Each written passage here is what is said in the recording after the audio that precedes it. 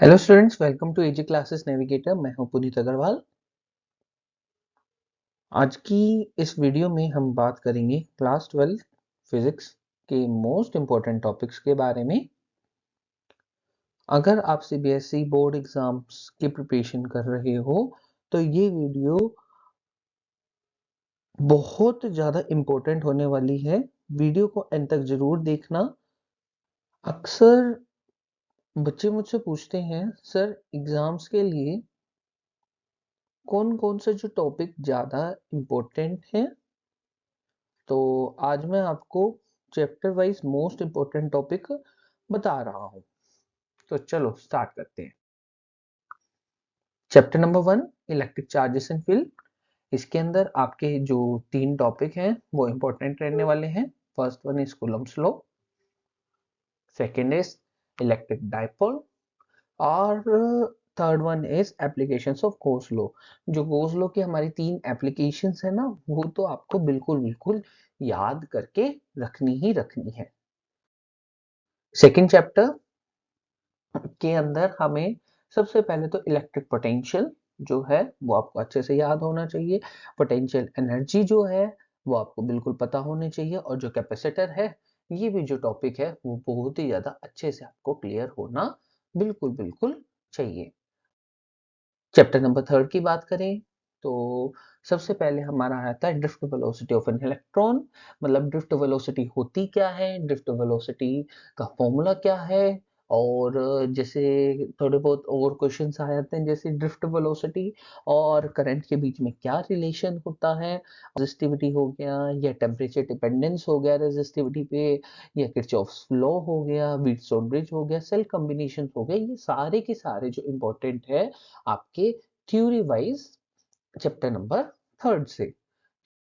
तो बात करें हम चैप्टर नंबर 4 की। चैप्टर नंबर 4 में सबसे पहले आपको बायोट सेवर्ट लॉ अच्छी तरीके से याद होना ही होना चाहिए, और उसकी जो कुछ एप्लीकेशंस हैं वो आपको पता होनी ही होनी चाहिए। सेकंड आता है हमारा motion in a magnetic field. तो थर्ड वाला जो है force between the parallel wires, ये आपको पता होना चाहिए। इंपॉर्टेंट भी है force between the parallel wires, क्योंकि पिछले साल भी इस पे जो क्वेश्चन है वो आया ही आया था। और जो फोर्थ वाला है moving coil galvanometer and it's conversion, ये भी आपको पता होना चाहिए। ये अच्छी तरीके से आपको समझ में आना चाहिए कि भाई मूविंग कॉइल गैल्वानोमीटर क्या है, किस पे वर्क करता है, और किस तरीके से हम गैल्वानोमीटर को एमीटर में कन्वर्ट करते हैं, या किस तरीके से हम गैल्वानोमीटर को वोल्ट मीटर में कन्वर्ट करते हैं। ये पता होना आपको जरूरी है। ठीक है। तो लास्ट वाला जो इस चैप्टर से पॉइंट है वो है हमारा torque on a current loop. चलिए चैप्टर नंबर 5 पे चलते हैं। तो चैप्टर का जो डिफरेंस है वो आपको याद हो तो वो भी बहुत ही ज्यादा बेटर रहेगा। Chapter number 6, important chapter. तो सबसे पहले तो आपको यही चीज याद रखनी है, लेंस लॉ क्या है, फेरेडेज लॉ क्या है, इसकी एप्लीकेशंस क्या है, लेंस लॉ कैसे हम अप्लाई करते हैं, क्या आपको याद होना ही होना चाहिए। फिर इसके बाद आते हैं सेल्फ एंड म्यूचुअल इंडक्टेंस। ठीक है, सेल्फ इंडक्शन क्या होता है, म्यूचुअल इंडक्टेंस क्या होता है, तो आपको ये चीजें याद होनी चाहिए, और इनकी एक बेसिक सी जो डेरिवेशन होती है वो भी पता होनी चाहिए। तो चलिए आप चैप्टर नंबर 7 पे चलते हैं। चैप्टर नंबर 7 के अंदर सबसे पहला जो पॉइंट है वो है सीरीज एलसीआर सर्किट। ये पता होना चाहिए, पावर कैसे निकालते हैं इसी सर्किट के अंदर, और ट्रांसफॉर्मर्स।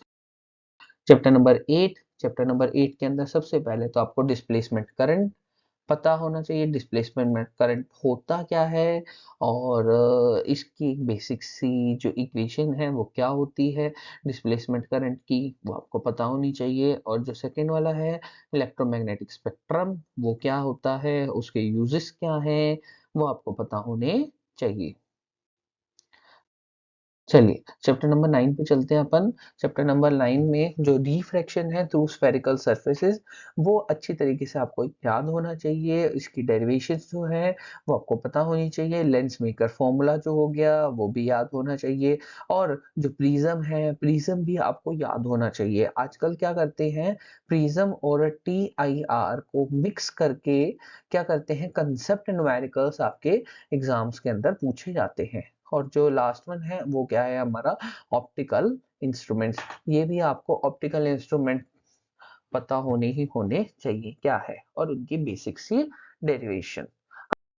आगे चले चैप्टर नंबर 10 के अंदर। चैप्टर नंबर 10 के अंदर आपको सबसे पहले तो रिफ्लेक्शन और रिफ्रैक्शन को प्रूफ करना आना ही आना चाहिए। वाई, ठीक है, तो ये आपको याद ही होना चाहिए, ये इस चैप्टर से इंपॉर्टेंट रहता है। फिर इंटरफेरेंस क्या होती है, वाईडीएससी क्या होता है और इसकी कुछ कंस्ट्रक्टिव इंटरफेरेंस क्या होती है, डिस्ट्रक्टिव इंटरफेरेंस क्या होती है, डायफ्रैक्शन क्या होता है, ये पता होना चाहिए। और इंटरफेरेंस और डायफ्रैक्शन के बीच में क्या डिफरेंस होता है वो भी आपको पता होना चाहिए इस चैप्टर में से। चलिए अपन चैप्टर नंबर 11 की बात करें। आसान चैप्टर है और इस चैप्टर के अंदर से बेसिकली जो आइंस्टाइन की फोटो इलेक्ट्रिक इक्वेशन है उस पे हमारा न्यूमेरिकल आता है और सारे के सारे आपको ग्राफ जो है इसके अंदर बिल्कुल अच्छी तरीके से याद होने चाहिए। और जो तीसरा वाला पॉइंट है वेव नेचर ऑफ मैटर भी आपको पता होना चाहिए कि भाई क्या होता है और किस तरीके से हम उसका इस्तेमाल करते हैं। चैप्टर नंबर 12 से बात करें हम एटम्स के अंदर से, तो एटम्स के अंदर आपको 4 पॉइंट जो है वो बहुत ही ज़्यादा इंपॉर्टेंट है। ये भी चैप्टर आपके लिए बहुत ही ज़्यादा आसान रहने वाला है। अल्फा पार्टिकल एक्सपेरिमेंट जो हो गया और उसका जो मॉडल है वो आपको याद होना चाहिए। सेकंड बोर्स मॉडल क्या था, रदरफोर्ड क्या था और जो लाइन स्पेक्ट्रम ऑफ हाइड्रोजन है भाई वो क्या चीज़ है, ये आपको पता होना चाहिए ही चाहिए।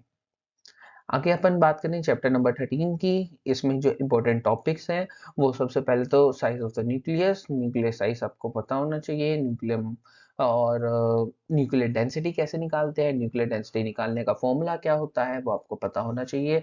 Second one is BEN, binding energy curve, ठीक है ना, बाइंडिंग एनर्जी क्या होता है, बाइंडिंग एनर्जी कर्व किस तरीके से होता है, न्यूक्लियर एनर्जी और न्यूक्लियर फोर्स, ये आपको इस चैप्टर के अंदर से पता होना चाहिए। अगेन ये जो चैप्टर 13 है वो बहुत ही ज्यादा क्या रहता है, आसान रहता है। आगे अपन चले चैप्टर नंबर 14 के ऊपर। चैप्टर नंबर 14 भी मोस्ट इजीएस्ट टॉपिक है अपनी क्लास 12 फिजिक्स का। तो इसके अंदर भी आपको तीन जो टॉपिक्स हैं वो बहुत ही ज्यादा इंपॉर्टेंट रहते हैं। First is PN junction, second one is semiconductor diode and third one is applications of diode. जिससे वो रेक्टिफायर करवाया था ना, half wave rectifier and full wave rectifier, तो ये आपको पता होनी ही चाहिए ही चाहिए।